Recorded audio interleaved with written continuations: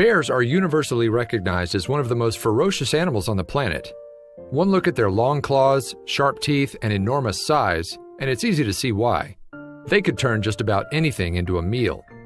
In fact, even the biggest and baddest animals of the animal kingdom are susceptible to falling prey to bear. Suffice to say, the bear is on top of the food chain for a very good reason.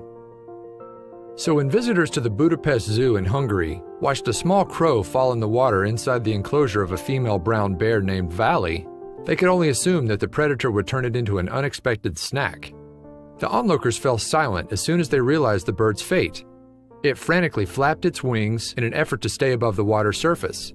Even if it wasn't eaten by the bear, there was only so much it could do before it risked drowning.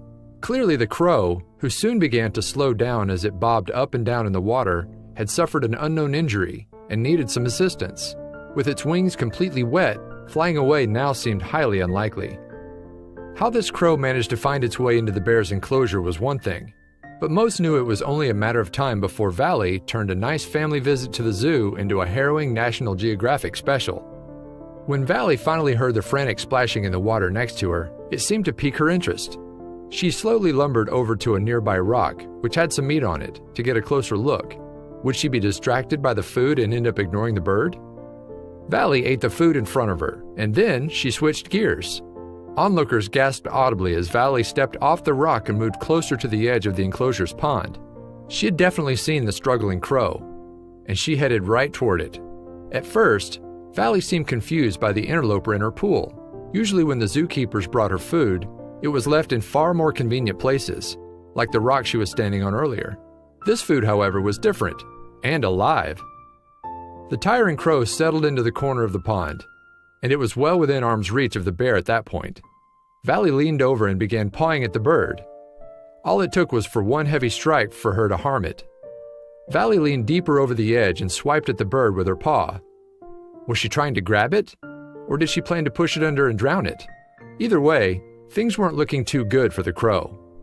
That's when the bear finally grabbed a hold of the bird.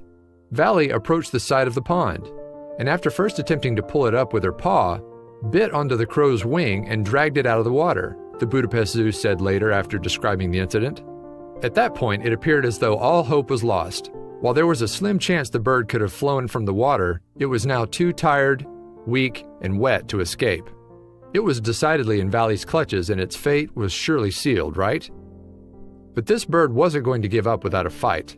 Just as Valley pulled the little crow from the water, it made one last effort to save its life, and it pecked the hungry brown bear on the nose. Onlookers were nervous to see how Valley would retaliate. She immediately let go of the wing and retired to her apples and carrots, a Budapest Zoo spokesperson explained. Did the crow actually scare Valley away? In fact, the zoo spokesperson believed the bear never planned to make a meal of the little bird, but it was instead just investigating. The female brown bear was probably just curious, they wrote on their website. Still, would the crow survive after an ordeal like that? What the bird didn't realize was that Valley, and most bears, have a taste for fruits and vegetables, even though they love to eat meat. While everyone believed she wanted to make a meal of the bird, Valley actually seemed totally disinterested in doing anything of the sort. After lying on its back for a few moments, the crow suddenly started to come to its senses. Still, it limited its movement. It likely realized that it was in great danger so long as it was stuck in Valley's enclosure. It's unclear who was more shocked by the incident, the crowd or the crow. Once the bird found the strength to stand up, it seemed to look at the bear in disbelief. Did it actually just escape the clutches of a massive hungry bear?